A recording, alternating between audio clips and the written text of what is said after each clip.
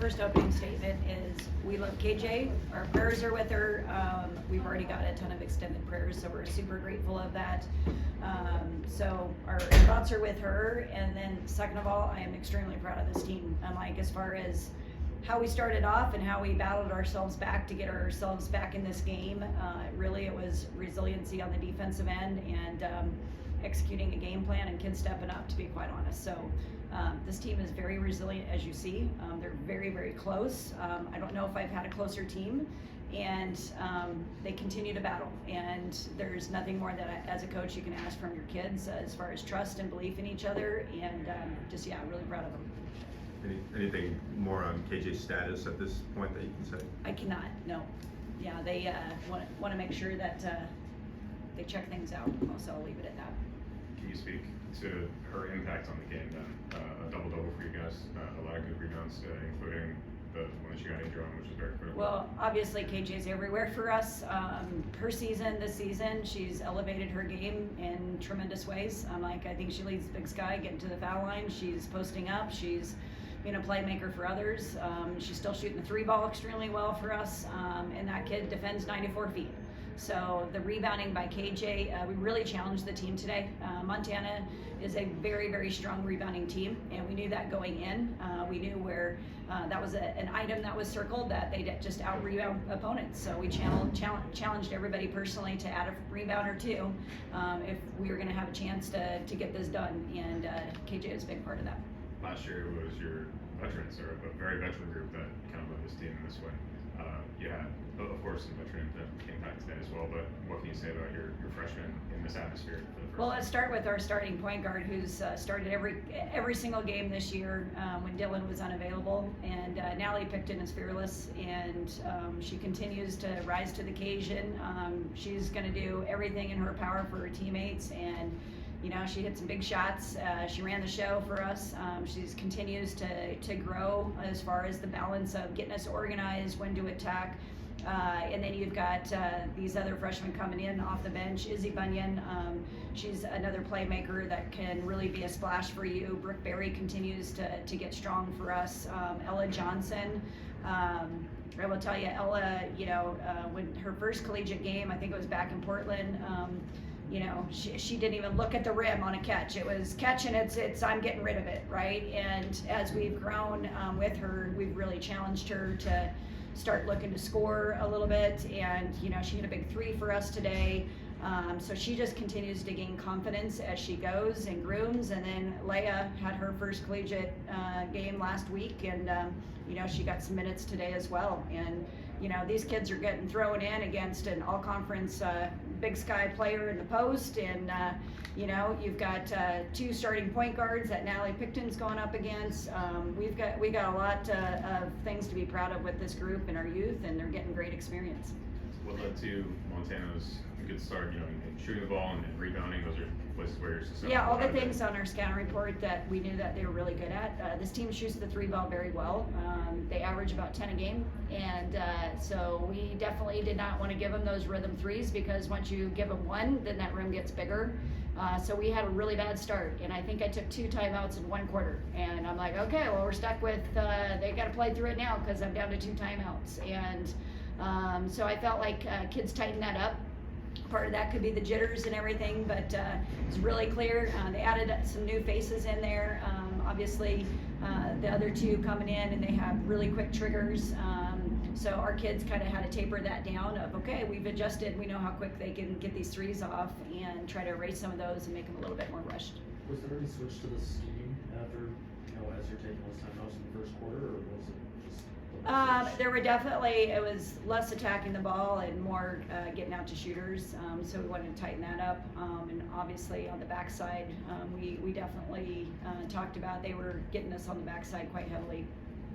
Another season-ending injury announced earlier this week. Where does this team get their resilience from? Can you talk about that? Yeah, sorry. Teams create a personality.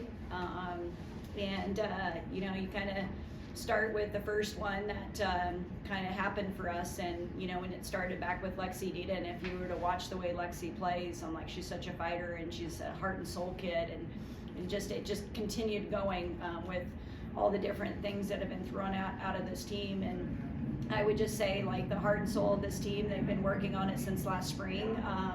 And we knew that going into the season with all the changes that we had, we'd be considered an underdog. And, you know, now you're an underdog and you have kids coming out of lineup and you're leading scorers, but you still have a resilience of your heart. And this personality of this team, they know they can defend regardless of who's on the floor. And I think they're really confident in that. They've really handled a preseason schedule that no coach should have given them, but I did.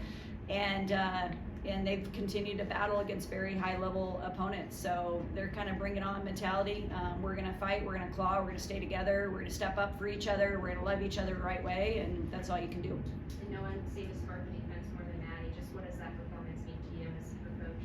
Oh, Maddie Jackson? Yeah. When you said Maddie, I'm like, oh, we call her Jack. So, you know, it was interesting, like, you know, with all the time down with, you know, waiting on the ambulance to come for KJ, and, you know, the team kind of circled up and Dylan took him through a prayer, and, you know, during that time, it's just like, that's a long time for somebody to be waiting to have to go and shoot free throws. And at the same time, we knew that Jack was the one that was going to shoot the free throws, and all of a sudden they're in a huddle and they're like, oh, this is for KJ. It's ice in the veins, Jack. I'm like, this kid is loving the game. When you think about when you first picked up a basketball and why you played the game, watch Maddie Jackson. I'm like, that kid had to go out like 3 more times for blood all over her arms. Hannah, our trainer, is working very hard to keep all the blood off of her. I'm wondering where the elbow pads are, because Monday she said she was going to get elbow pads after last week with a bruise on her hands and her elbows. And can somebody start, please, taking charge? Let's start charting that, something nationally, because the kid puts her body into everything. But that's a very long answer to your question.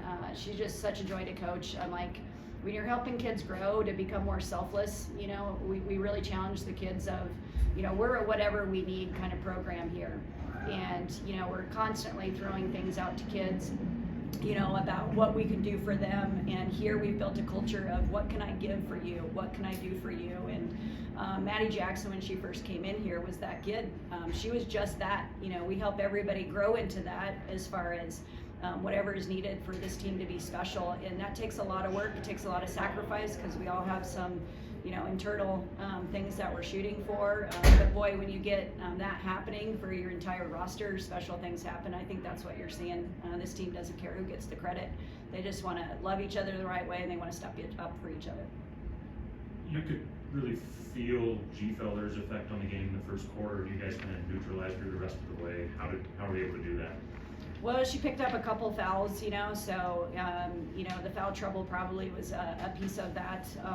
But we're a team that we definitely want to try to keep it out of the post play. You know, there's a lot of areas that really hurt you. And, you know, there's differences in philosophies. There's teams that are going to keep it out of the paint. We want to be a little bit more disruptive, and so that takes a team assignment, because she's a great post in this league, and you got to work as a team to be able to do that. So it took everybody. It takes ball pressure. It takes people being loaded, people moving, and they certainly got us with the 3 ball. And like, that's what makes them challenging to guard. Is not only do you have a post player that can draw attention, but then you've got shooters out there, and they moved the ball very well. We definitely didn't defend the 3 ball as well as we would like, but we were able to do enough today. This is your 200th Big Sky win. Can you kind of reflect on how you got to this point? Well, it's the first I've heard that, so all I know is today is today, right? So you live for each day, and you try to make the most of it. And I will tell you, I was all in today as much as I was the first one. So, and as coaches, our job's to lead and mentor, and we've got to be as committed as what we're asking them to be. So it was a really fun day and a fun moment to see the kids shine and just kind of play the game the way they're capable of.